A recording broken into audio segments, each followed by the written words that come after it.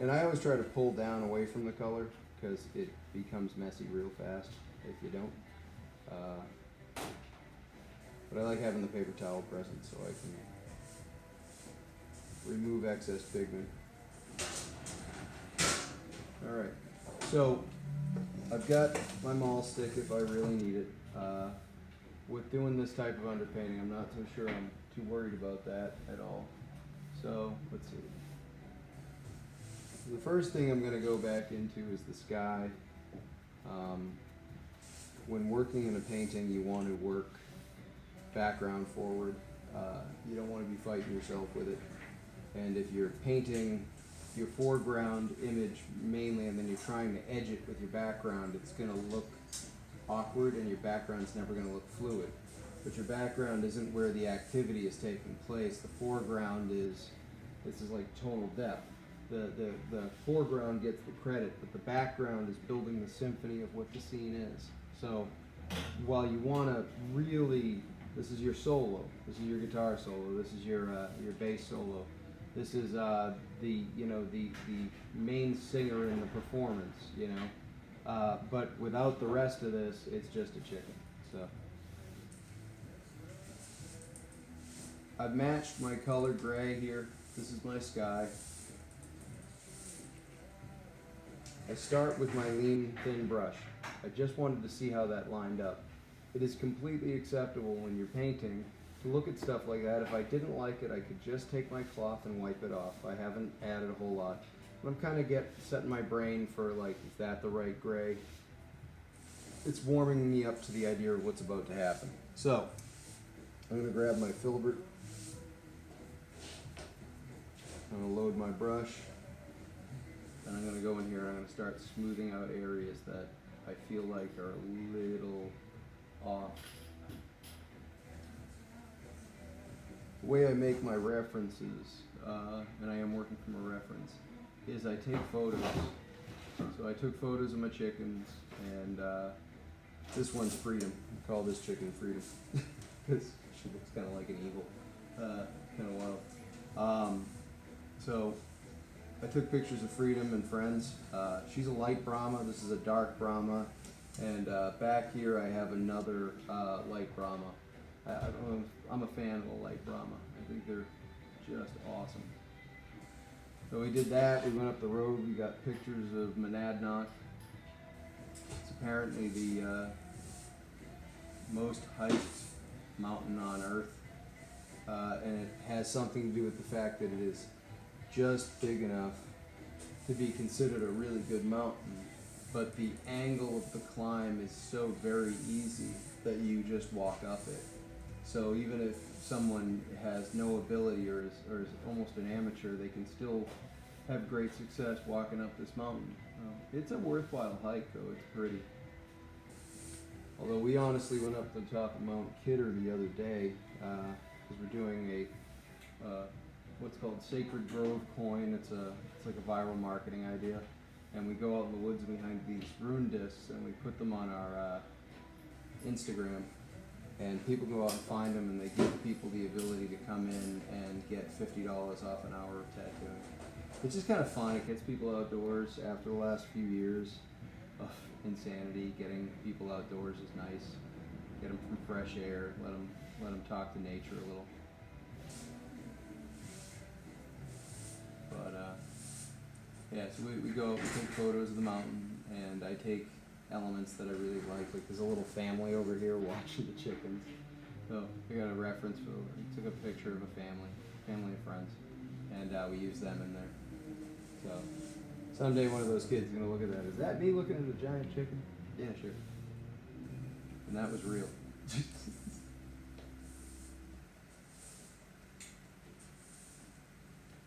Again, I'm applying paint very thin, trying to thin, even. This is an underpainting, so you really don't want texture, you know?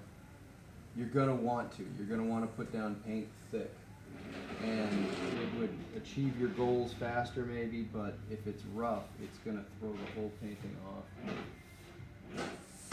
You'll look at it when it's finished and go, I can see textures that I don't want to see and they're interrupting my foreground. And when you put a lot of work into these things, that's the last thing you want. You want it to do exactly what you set out to do.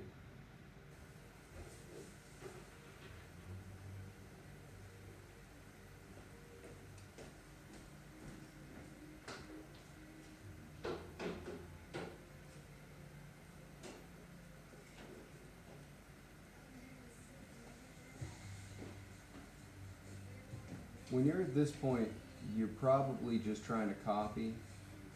You got your reference, you're just trying to stay true to your reference. I gotta be honest with you. The entire process of painting should be an ongoing conversation between you and your surface. Don't let your conscious brain talk you into mindlessly applying paint. Enjoy the process. Think about the process. This should be something that brings you joy when you do it. It should make you very happy. If you were outside in nature and nature brought you extreme joy, carry it on through your painting. Let that speak through what you're doing. Can't experience nature when you're not present.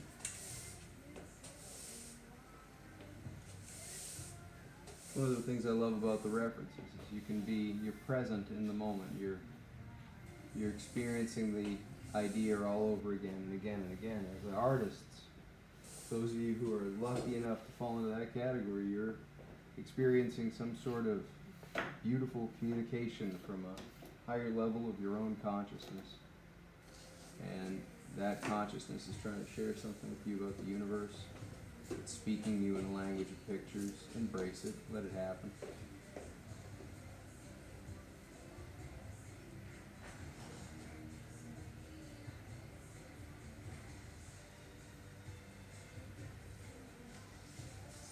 Throughout my life, I've really found clouds fascinating. And I think one of the reasons that I find them fascinating is because I know so many people who actually don't know what they're looking at. And they're not alone. I'm not saying it like I do. I'm trying to understand them. But it's one of those weird things that they exist in the world. They play a essential role in our lives. I'm adding more media into this. They are our connection to humidity and rain and all good things. And I think it's funny, I don't know too many people who can identify all the different types of clouds or tell me what they do. I feel like we could remedy that. That wouldn't be a bad thing. Just sit there and be able to look at it. I watched watching a show where there's an Amerindian gentleman guiding people through the rainforest, and he could identify every type of bird, every sound. He could tell you what certain sounds would precipitate certain events. And those are the moments where I kind of go, for all the things that we have in the modern world, we certainly don't seem to have that level of understanding. So, something to be said for that. I also feel like it would bring me greater joy if I was able to look at certain things like clouds and go, I know what that is. That cloud means this. I can do it generally. I'm pretty good. The wife and I do regenerative agriculture. We can pretty discerningly look at a certain weather event and kind of have an idea as to what's about to happen, or what may happen in a few days, because we have to do that when moving animals and anticipating the presence of rain for crops and whatnot. But I just wish there was more knowledge that was kind of readily available, like that people learn these things, and they would be willing to share them, and it would provide greater understanding into the universe. That's wishful thinking, but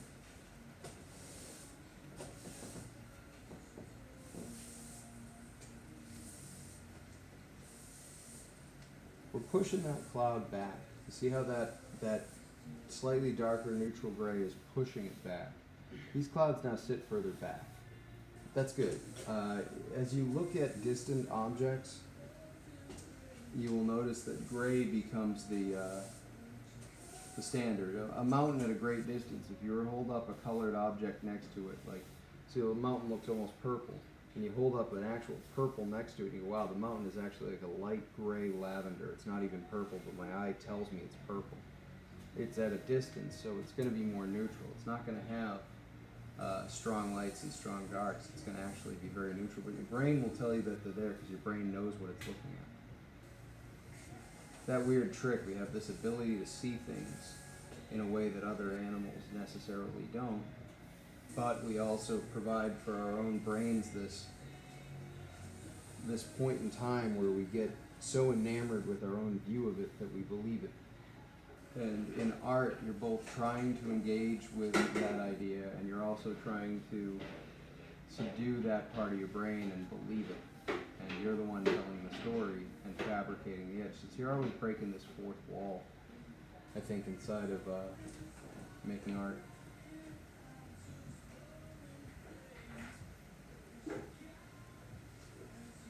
For those individuals on YouTube, they're about to get an hour-long video of me rambling. If you ask my wife, that's like everyday stuff. That's normal.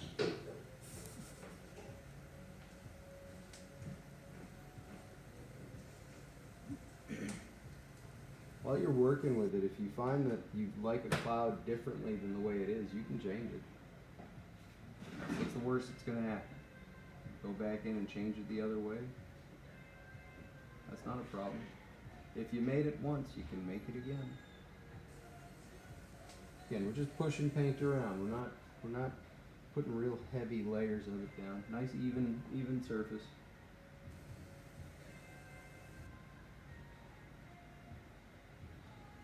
I prefer underpainting. I know it's not common anymore. A lot of artists don't do it, and that's okay. You could paint like layers like Sargent did. And Sargent was arguably one of the greatest painters who ever lived, and he wouldn't use an underpainting necessarily. Paint pretty much alla prima and then do a finishing coat over it. Also, he wasn't a fan of dabbing. I can understand that. When you dab with a brush, you're creating a textured surface. Textured surface does not communicate in a true fashion the chroma of the paint. So, by dabbing, if you almost can visualize wet paint, really thick wet paint, it would be like stippled at the surface. If you did that, it's the same thing. It's probably why Sargent felt so strongly about making a swipe and not dabbing. But that's how he painted. That's not how I paint necessarily. I think when you're layering color later on, I think that's where that makes the most sense for me and how I like to make paintings. Like, go into it later and make big smooth swaths of color that have a smooth reflective surface that provide the viewer with the appropriate amount of chroma. But don't obsess too much about it when you're building tonal value, because it makes it more difficult in my opinion. I also like to paint very thin layers and do a lot of them. I feel like there's something about it that just makes me happier with the painting in general. But I have seen some amazing painters just go for it. Just lay it in.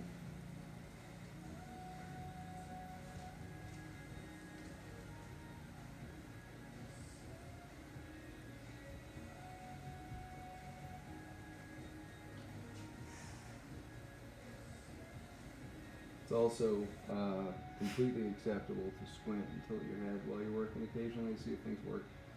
And once in a while, I'll just get up and I'll go walk away from the painting by about 20 feet if I can, and look either in a mirror or look in my phone's reverse camera so I can see the painting.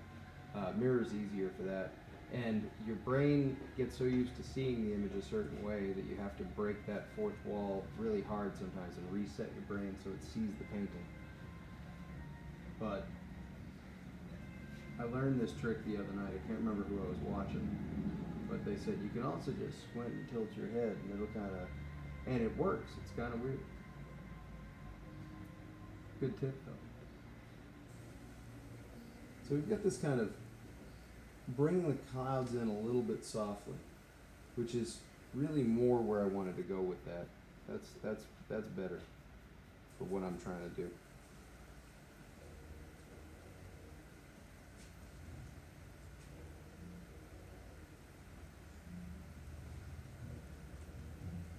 Clouds are, I know we don't think about it, but they're a three-dimensional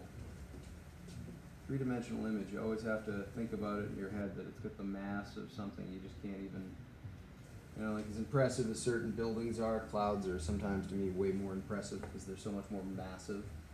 And I think it's really, we forget that idea. Like we look at them and go, yeah, that's like the size of a football field, and like that's the size of a city.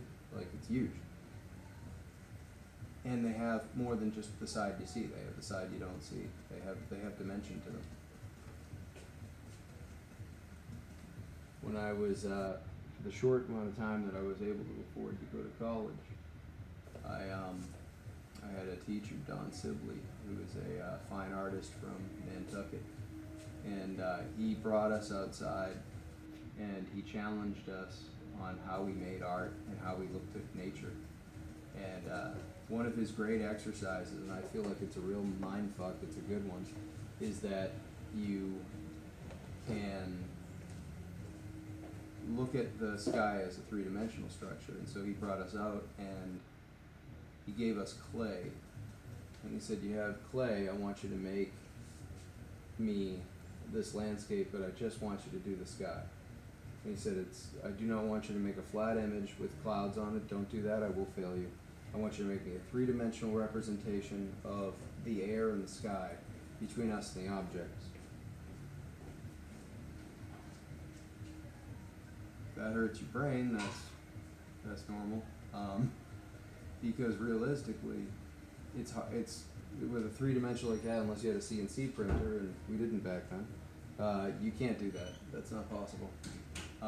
But it can get you to think about what sky is, what this space is, and it's not just empty. There's something there. There's, you know, molecules. There's atmosphere. It's all interacting. While we're making these clouds, we're having that conversation. What are these clouds doing? What does it look like to have a cloud over here, you know, dropping its shadow down upon the mountain? It looks totally different than the one we're looking at, but it's the same cloud, you know. Oh, there goes the palette knife.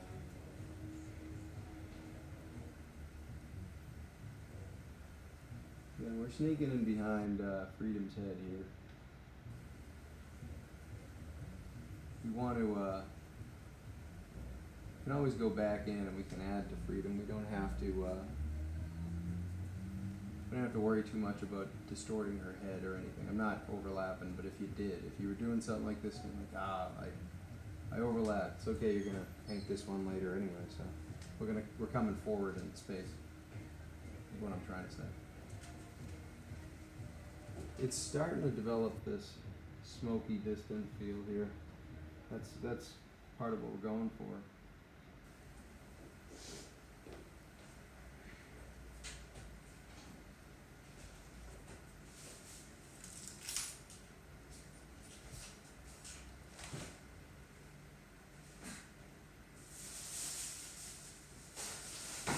Now, the clouds come down to the edge of the mountain here, and it's kind of dark there. I am going to go right up next to it and pull that paint back just a little.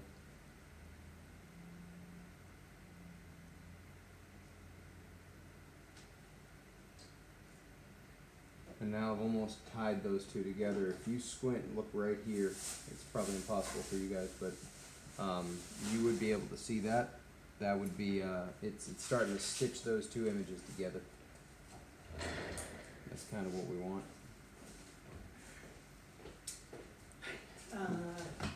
Abby just texted, she'll be here in about 40 minutes. Okay. And I am heading out. I'll let you know when I get there. I love you, I'm best friend. assuming I'll be back around 3. I love you. I hope you have a good, safe, and healthy appointment. Yes. Me too. I hope you have fun painting and have a good I will, yeah. visit. We're doing Twitch live now. Oh, that's cool. Yeah, Right on. kinda neat. That's fun. Who That's knows?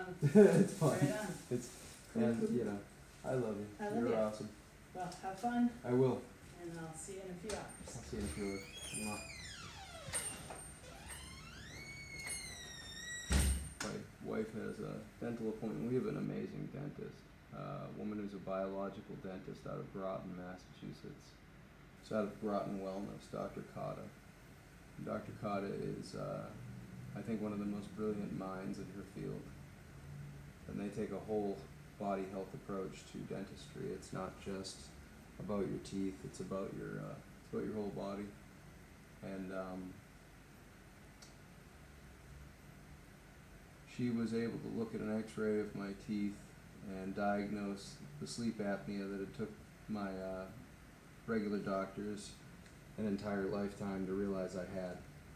So that right there alone is pretty impressive. She could give me the explanation of how severe it was just by looking at an x-ray. That's otherworldly. So we're just knitting together clouds here. I'm just gonna put that brush down. You guys ever do that? You ever get like the death grip on like one object and you're like, I'm doing this, but I gotta hold on to the other thing. I think it's some sort of weird monkey brain thing. My monkey brain is like, don't drop that.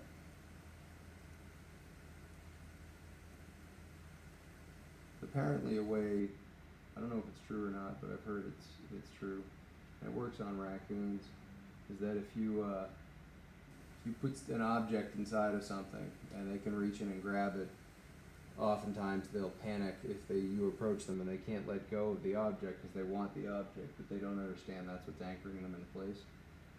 And you can walk up and grab them. That's some hillbilly shit right there. It works on raccoons sometimes. It's weird. I don't recommend that. But sometimes they get something in their head, and I'm not any different. I got that thing in my hand, and I was like, oh, I need this object. Nah, just put that down there. See how we're just muting the clouds as we head towards gold leaf? We're just kind of muting them. And as we do this starts to all sit together. It starts to complement itself and other parts of itself. It sings together. It starts to work. As you're working as an artist, you want to watch that and just think about it. Just let your brain relax into it. And your brain should tell you where things don't make any sense. The problem we have, I think, as human beings is that oftentimes our brains convince us that our idea is so good that it's not wrong at all. And you're never gonna, I think, get to where you want to be artistically if you listen to that part of your brain too much. You want to have just enough confidence to do the work, but not so much that it's a stumbling mess and you've convinced yourself otherwise. I'm under no grand illusions about this painting. I know it has its flaws so far, as every piece of art does. But I'm also having fun with it, and one of the ways I have fun with it is watch it come into being. That's distancing your conscious brain enough from what you're trying to accomplish so that it'll just relax and go into it, and then you can watch it happen. That's also known as, I think you'd call that flow state. Your brain relaxes and your consciousness changes and you see things in a weirdly clear way, but almost like you're sitting at the back of a, of a bus or something, watching things go forward, trying to figure out. You can see out the front window, but you have no control over what's happening. And painting is kind of that way. You just kind of along for the ride. If you're doing it right, you're relaxing into your zen and just having it happen. I don't think you need to overthink it. I think that's the problem.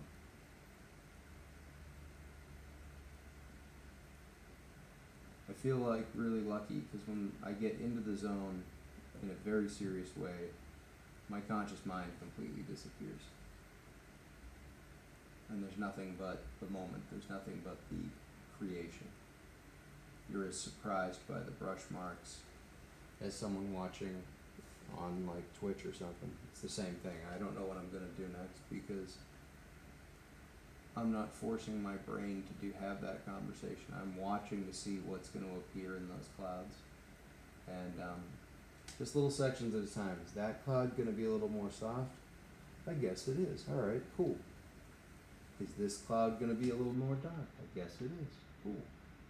That's it. Just completely disassociating from what's happening and letting it just happen.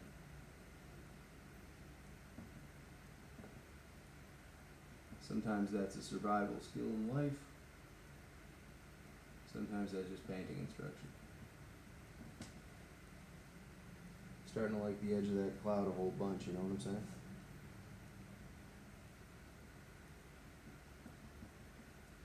Then you go back in with a little bit of dark and clean up an edge, punch something back a bit. We're just letting it happen. Yeah. Yeah, I feel like I can feel the mist in this cloud starting to happen. Like if I'm looking out over this valley, I feel like maybe there's a little bit of rain, but not enough to get to me. It's going to dissipate before it gets there. Maybe it's a little bit.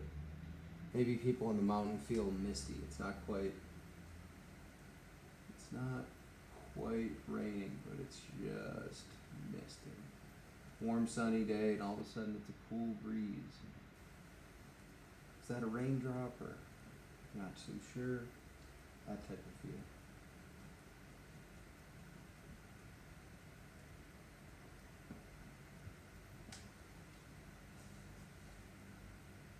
I watched this, I look at this painter on Instagram, Rentamerculio Fine Arts. I'm sure I just pronounced that wrong. Otherworldly. Makes landscapes that just look like, it looks real, and none of them are. It's composites. And I used his idea for composites to start creating my own references for paintings. I don't know why it never occurred to me before. I don't know. But like that idea, like, if I make a reference, is that a good idea? And it's like, yeah, save some time. You do it with other things. When we do it with tattoos, we don't just go for it with a tattoo. We usually have a idea behind it, and we're planning it out so it appropriately fits the body. Like, hey, you can do that with a painting. Son of a gun, I guess I can.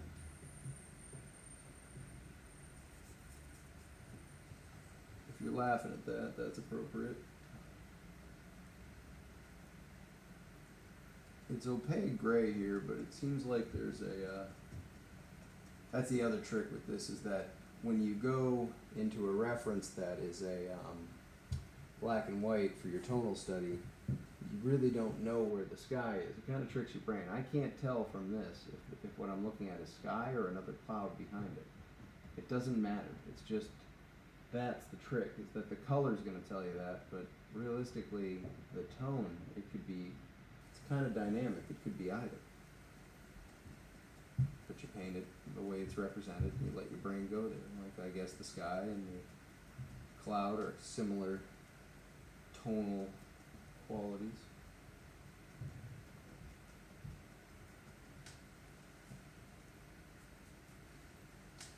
I think there are only two groups of people that are going to watch this, and that is people who are enamored with painting and people who were looking for something else online and had edibles or something and got stuck here.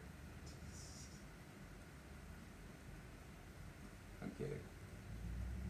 Am I? I don't know. Alright, so we're carving out the edge of this chicken there. You see how that line disappeared? Okay, so one of the things I keep with me, if I ever want to correct it, is these little makeup Q-tips. Cotton round things, or whatever the hell they are. I can go back in and just swipe up the edge there, and I kind of pulled that back just a little. I'm going to look at it. I'm thinking about it. I always keep those around, and you don't have to get rid of them after one. No, now I changed my mind. It's going back in. It's good to have the option. I always keep stuff like that around. It's an easy way to grab a clean, dry object, clean up an edge if you don't like the way it looks, or you're second guessing yourself.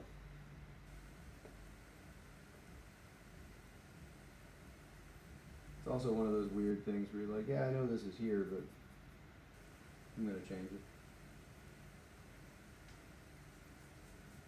Yeah, and I'm pulling my white down into my gray.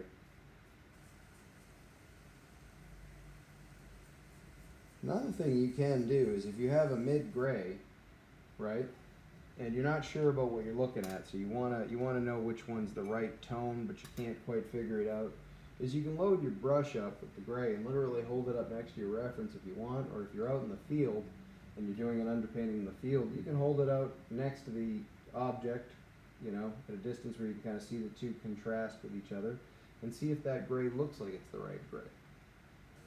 And if it's not, change it.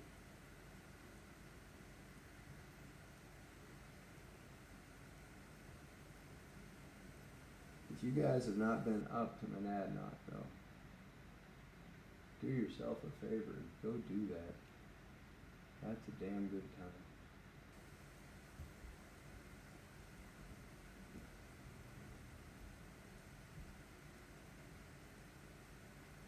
When people ask, like, you know, people are like, I can't get this cloud just right.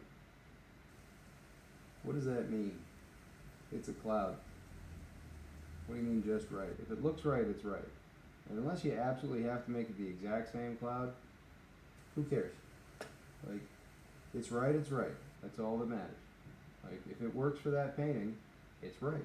Unless it's specific. You know, you gotta hide some weird stuff in a Disney movie, then sure, yeah, whatever, have at it. But, like, if it's not specific, don't worry too much about it. It's not relevant. It wasn't exactly the right shape. I have never, in all my years as an artist and a person who enjoys art, looked at somebody else's painting of a cloud, other than if it doesn't work, and said, like, I bet that's not how that cloud looked. You liar. I usually just stand there and go, that's a hell of a cloud, man, that's cool. And I take absolutely ridiculous numbers of pictures of clouds. If you're one of those people who's constantly photographing sunsets and clouds and stuff, you're not alone. I completely understand that. If you're also one of those people who tries to get a damn photo of the moon every time it comes out, you should know that doesn't work that way. You can't do it. Not with a camera phone the way you can with a big lens. And I also want you to know that you're not alone, because even though I know that, I try every damn time.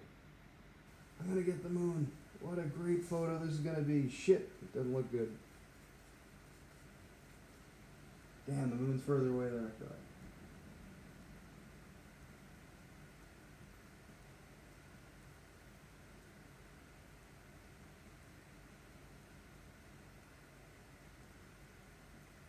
You know, another thing that I think about while I'm doing this is this idea that maybe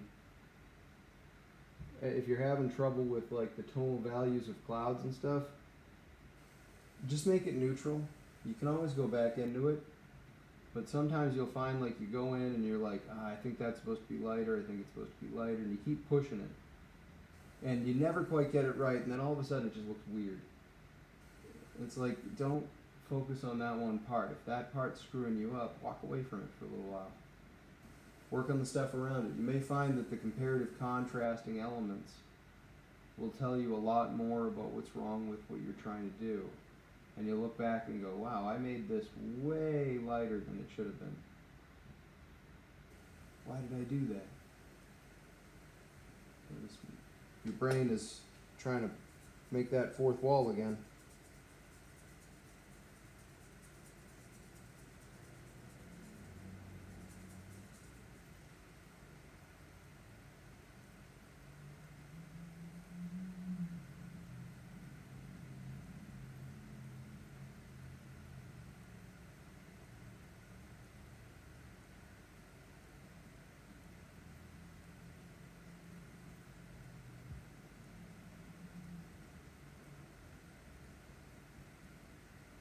I leave wet paint there for a reason. I can pick it up and I can blend it. It's starting to look like a big structure now. That's looking like a cloud, man. That's cool. It's a big thundercloud. In defense of the Northeast, that's what a big thundercloud looks like. I can feel in the back of my head, I got friends of mine in Idaho and in Montana who, whenever I tell them about New England weather, they I think as respectfully as possible, tell me how quaint I am. And they're right, because as much as people in New England think we have insane weather, they've never been to Missouri apparently, or in Montana in the middle of winter, in the middle of August. Holy smoke! And they get clouds, man. They get very impressive clouds. I live in the more eastern part, most eastern part area of the Pioneer Valley, and our clouds are impressive, but my goodness, nothing like one of those big open states in the west. Okay, so that's the wrong color. That's the wrong tone, sorry. So, like I said before, I'll just go in and pull that up. I went too dark there. I actually think it's much more correct the way it is. So, I went too dark, so I will back out of there and wipe out the excess and go back to what I was doing. I like to emphasize that because I feel like if people know that's an option, that's an option. I messed up a cloud. What are you gonna do? It's the end of the world. Paint over it. Right now I'm almost, I guess you call it, it's not scumbling, but it's close. I'm taking a brush loaded with a lot of white, okay? And I'm using the paint on the palette to mix that color. So I'm dabbing and swiping, and the two colors are mixing. And it tones one down, obviously, the other one, it makes it pop a little bit. And this is how I'm getting that effect. That's again where a stiff brush is really phenomenal for this. I can make more of a cloud pop in there like that. That was a good time.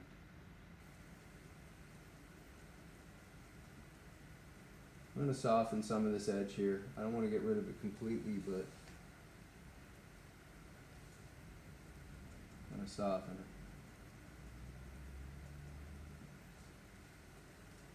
Starting to really get something here. I like this.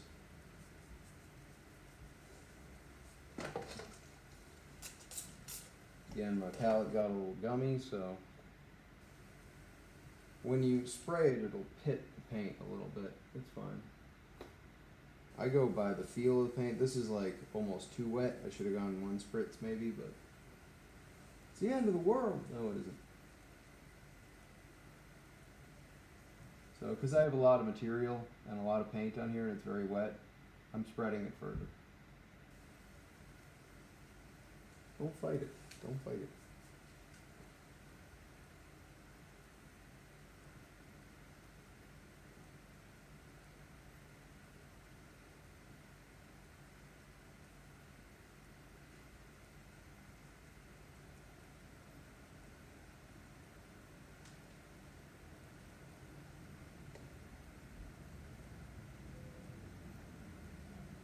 Kind of funny if you're like me and you're a creative, your brain probably goes a million miles an hour 24/7. You're not alone. I've got like 3 other projects going that are different mediums right now, and I think right here I have 6 paintings going. You can only work on one at a time for so long, and I used to fight that, like, we'll just wait until the paint is dry and then we'll start the next piece, and I don't want to lose my focus. And I find that as a right brain thinker, it's easier to just let the brain kind of be like a happy puppy off a leash, you know? Don't fight it. It's not going to cooperate, it's not going to cooperate. But you can diversify your creative endeavors and fuel greater creativity, at least in my opinion, by simply allowing your brain to run with a different creative project while you're waiting for this to set up, or if you're at a stuck point, that's another one. Like, I think, and I don't know this for sure, I'm not, I don't have a degree in it or nothing, but when it comes to blocks or creative writing blocks, art blocks, whatever, either doing something else creative is the key, or stopping the brain and taking time to rest and meditate is the key. It depends on your endeavor, I suppose. But like, when my brain wants to create something, it loves the satisfaction of just getting it done. I create art so I can be done with it, so I can move on to the next piece. Because the consciousness of art in my brain is some sort of parasitic nightmare that just needs to eat constantly.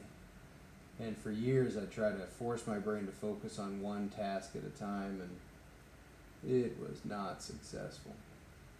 So instead, I go the other way and I just have a bunch of projects set up, and I work on one project until I get the I'm good with this forever, and then I put it down and I go back to something else.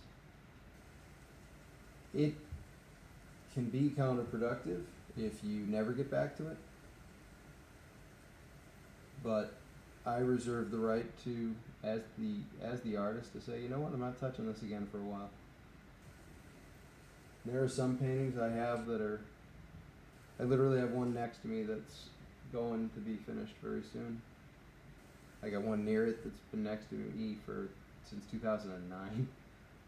I did the drawing, I loved it. I did the underpainting, I loved it. And then I stopped and was like, I don't know how I want this to look, and that just shackled me. And some people would just make it, and I was like, nope, I'll sit on it. But because I didn't do anything else for such a long time, I got stuck. And I had had a pretty bad experience at a studio, so I was having a severe artist block, and that went on for quite a while. But now I feel like what I should have done instead was just work with something else creative, step away from paint. And if you can't do anything totally creative, then maybe entropy. And my favorite thing to do when I'm not painting, I'm not making art, I'm not tattooing, is to build infrastructure for our agricultural operations or to make compost. Boy, do I like making compost. Holy smoke, do I like making compost. That sounds ridiculous. Like, that can't be creative. Totally is. Very creative. I use mycelial compost, worm composting, slow composting, fast chicken composting, and high heat, like all different types of stuff, and it fascinates me to no end. I like building soil bioavailability. It makes me very happy. And you can't ruin compost. It can only slow down on how it breaks down, you know, so if you're having a day where you're like, everything's frustrating, make compost. Feed the little bugs in the soil. It's a good time. I'll tell you what you shouldn't do. You shouldn't ever climb into a compost pile with Crocs. I wear Crocs, not just because they're comfortable, but I'm not so sure the vasectomy took, so I want to make sure that I don't get anyone pregnant, so Crocs are the way to go. And you don't want to stand in a compost pile in Crocs, because there are always ants in compost piles, and you'll become very aware of them in a way that isn't the most pleasant thing. I did that like year and a few months ago, I think, a little over a year ago. I stood in the compost pile, I was working on it, and I just got distracted. I really wanted to work on the pile, and I had my Crocs on, and yeah, that was a dumb idea. The ants got a meal out of me, though, I'll tell you that. Like, again, though, we're in New England, so they weren't like, not like we got fire ants here. It's just regular ants. They just bite.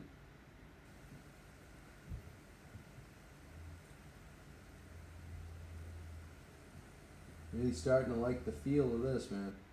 This is cool. The color, the paint that I use doesn't really matter. I'll explain it to you in a second. I use all different types of paint. When I'm doing rough stuff, I tend to do, I get more of a student grade that I'm just throwing on canvases, which I think is fine. But this is Old Holland. It's very, very old school, very precise, very elegant paint. I've had friends of mine go, why would you need elegant paint when you paint such crap? It's a good question. No, like we're from New England. We're kind of rough. But seriously, like it's great pigment. It's good paint, but most paint, even student grade, is probably better quality than most artists had access to. 150, 200 years ago. Now, Old Holland has been around for longer than that, so they've been a gold standard in the industry of making art for hundreds and hundreds of years.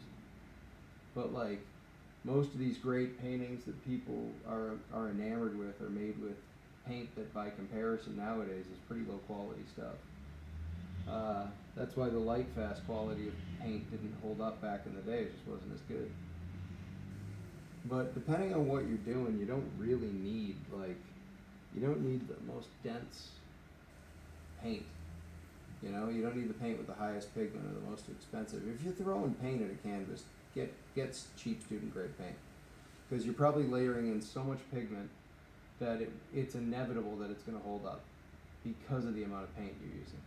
It's also probably not going to dry properly, but that's an entirely different discussion. And if you're doing that, you're probably fine with that. If you're doing like really refined, very high-end painting, and you want it to last, and you want to get the results out of it, you really want it to do the things you want it to, spend the money. But don't practice with that stuff. Like it's way too expensive to practice with. It's really for your more finished work.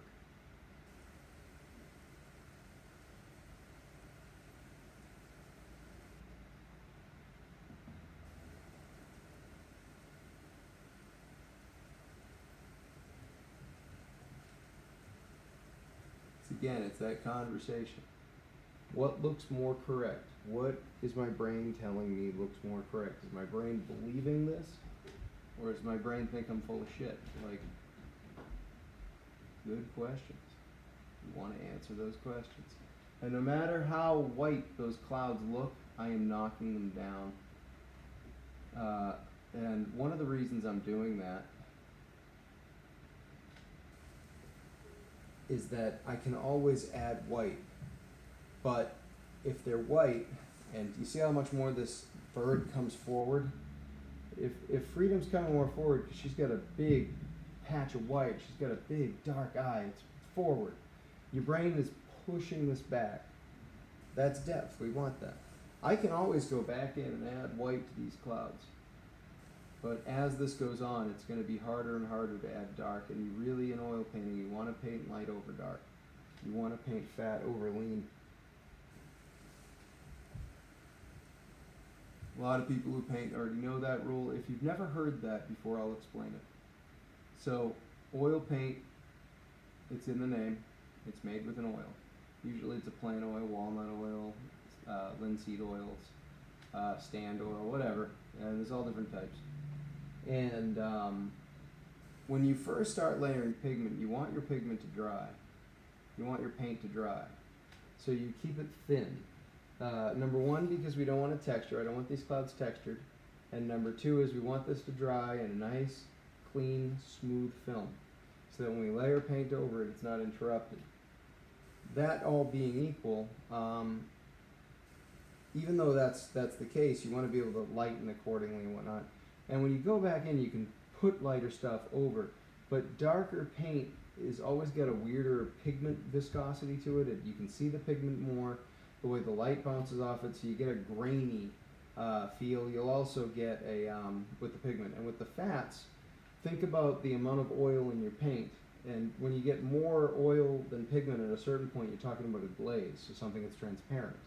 You don't want to be putting oil thick and then put a thin layer of paint. The oil paint underneath will dry way later than the oil paint on the surface. And so we have artists like Monet and Van Gogh whose paintings, while beautiful, are not holding up because they put paint on thick and they put it in consistently and they painted very loose. So some of the painting on Monet's water lilies is actually still wet.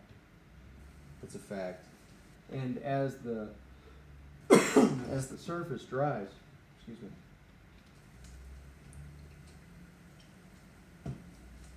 as the surface dries, you get that thin layer will dry first, but the thick layer underneath won't, and so the paint dries and it contracts, and it'll start to crack and break itself apart.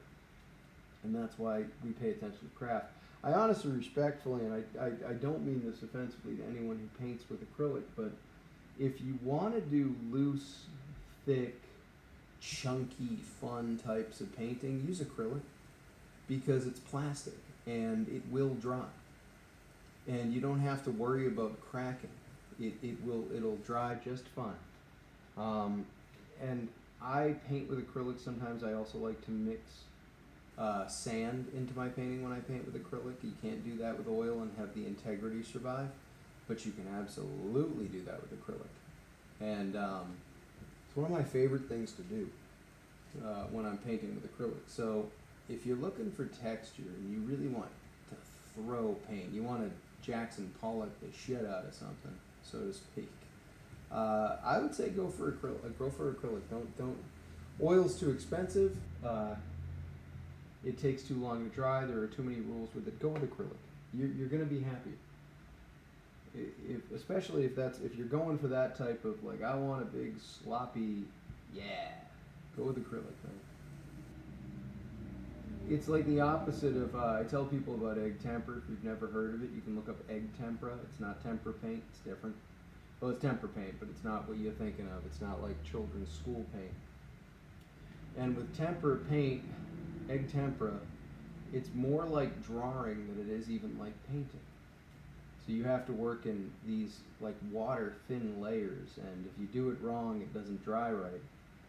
The plus to it is it has a weird luminosity and a certain chromatic permanence almost, or almost logically defined chroma, that it almost glows. And egg tempera is probably the most permanent paint you can use.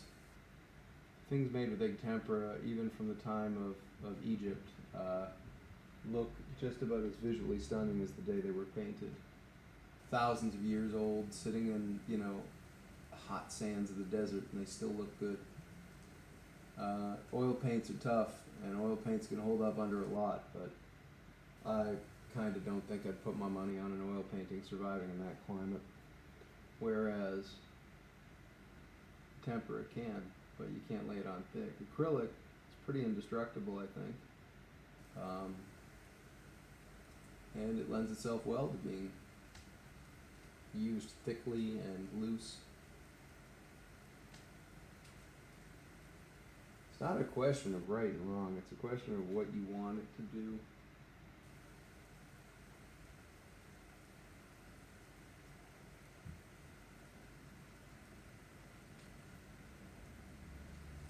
That cloud is really starting to become a cloud. I'm going to chisel into this area here a little bit. I'm not so much adding paint right now as I am just dampening down white. So I'm adding a little bit, but I'm almost just dirtying the surface. That's all I'm doing. This painting is dirty.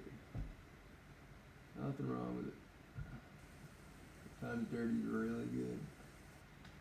I'm just knocking that white back a little bit. Kind of almost makes it start to become more of a, I don't see it becoming a cloud out of the background. Just squint a little bit.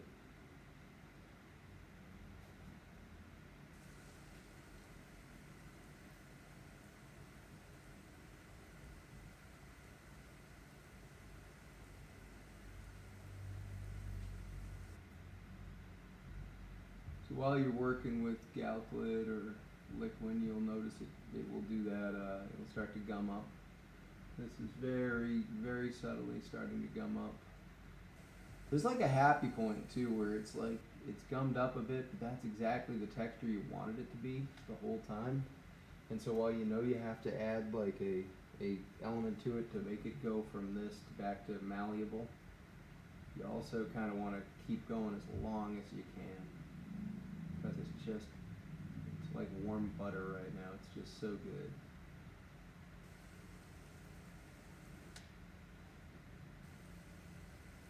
It's really starting to become, you already said that. Yeah, well, feel more the way I did when I first started.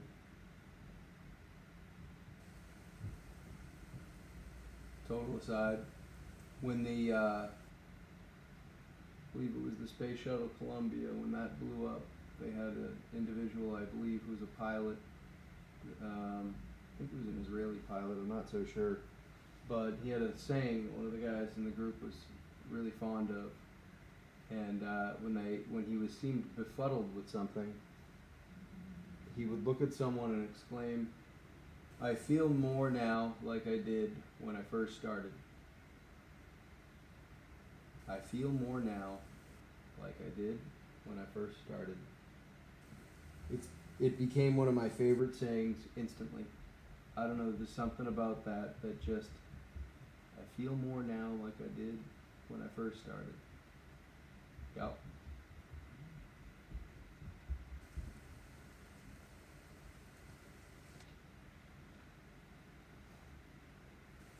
Alright, it's starting to gum up. Instead of two, I'm just going to do one spritz. It's starting to pit into it, and we're back to fluid. Good stuff. Kind of bringing it in from the sides.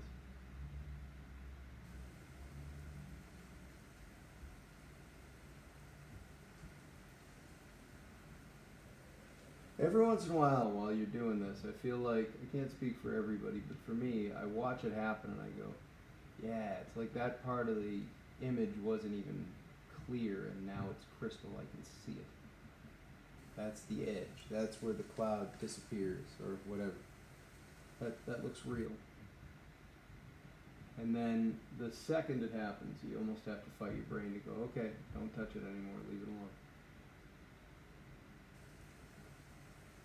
Don't touch it, it hurts.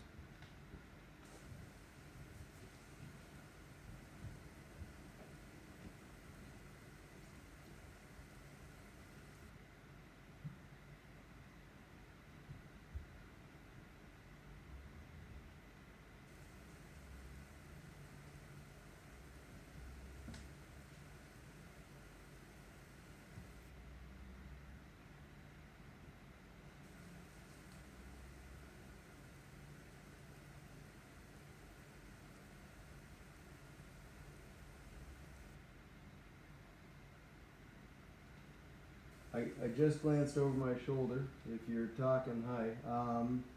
Like I said in the beginning of this, I'm not terribly, I'm not very good with computers. So, if I'm not responding to you right now, it's because I'm in the zone and I'm not good with that, but I appreciate you being on here.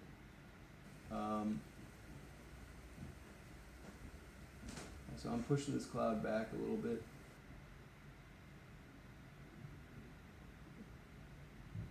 I have, I can't speak for everybody, but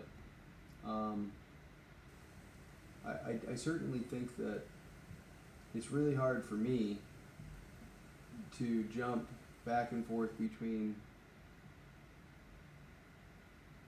stream of consciousness and actually responding to and thinking about verbal talking points. But let me see. Teeth are complicated. Oh, the painting behind it is, that's a second painting that I've been working on for a long time, but I haven't gotten back to yet. I've got the color components mapped out now, and I've got some foreground elements, but it still doesn't seem right, so I haven't jumped back into that. Let's see.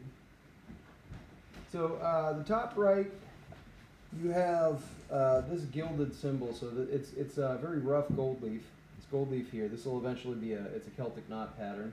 This is a Celtic knot pattern. The symbolic meaning of 4-point knots, especially in this pattern, would probably be some sort of solar measurement. Usually any type of wheel in European spirituality, and that's my background, I am a heathen, the wheel is usually at least 4-point, and it's a solar map.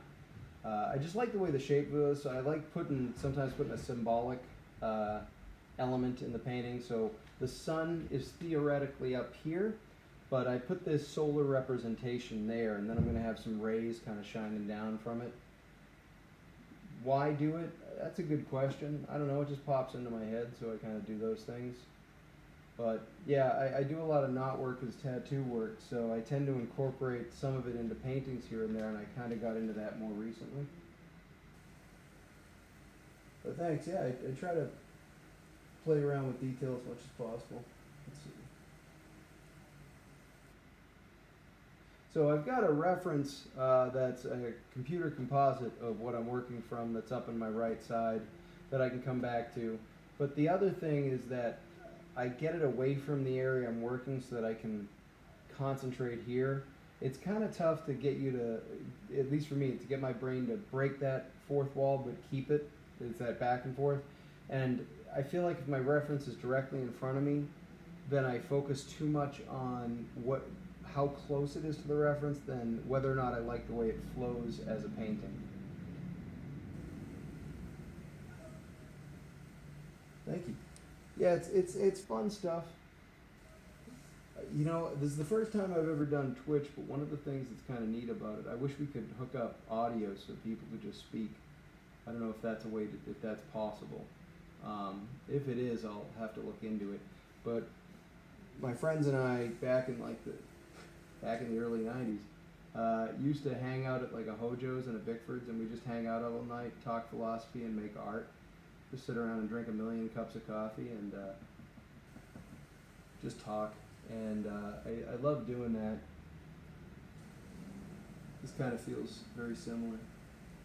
So that three-dimensional cloud aspect again, we do have a rain cloud in the image in the top right, but just kind of punching those tones up a little bit.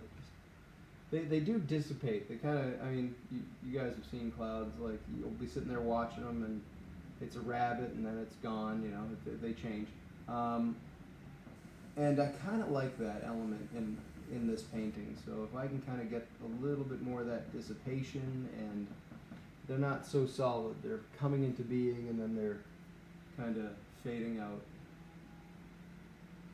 I think you just described clouds. I wish, if you guys have never been up to the Pioneer Valley or up near Monadnock, you should definitely check it out because it is breathtaking. We get some great clouds.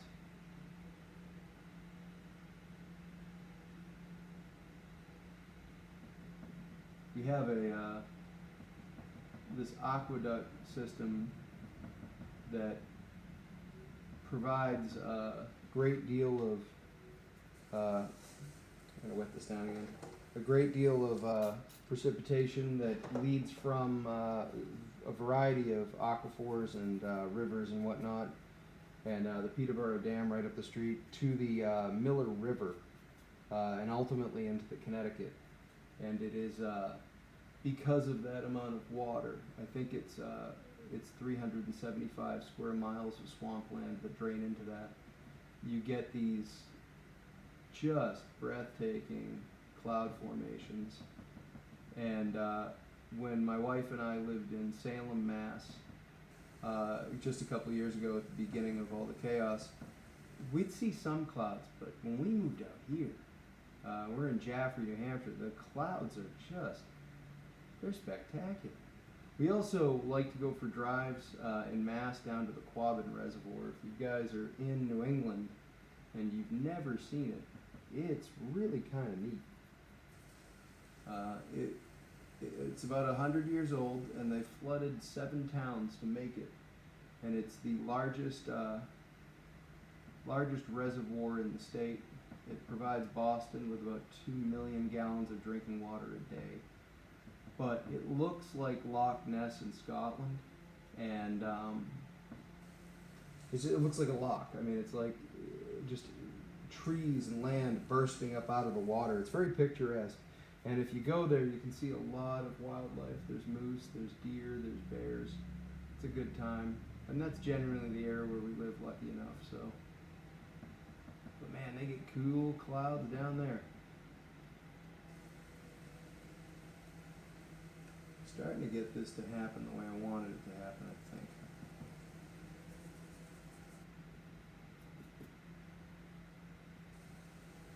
Again, I knocked this one down a little bit, but I'll probably come back to it. Yeah, I'm starting to get that mass.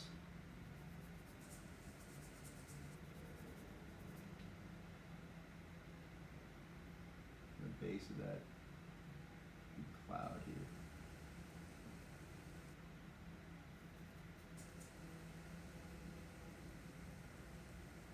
So for paint, like I said earlier, use Old Holland.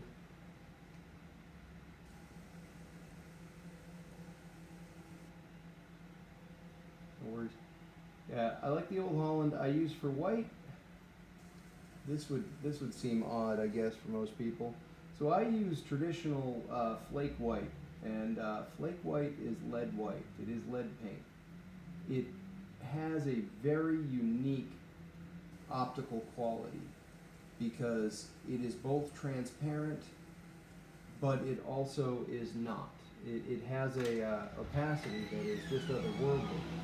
Hey, how's it going? Hi. Thanks for tuning in, guys. I will jump back on later on today. Peace.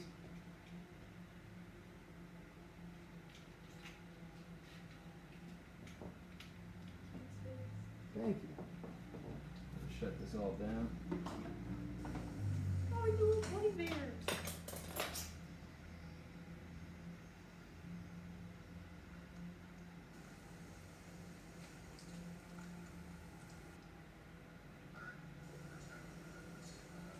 Why is this? Why is this making noise? Shut the fuck up. How's it going? Good. What about you? Oh, I'm doing good. Let me just shut down these Yeah. idiot recording devices and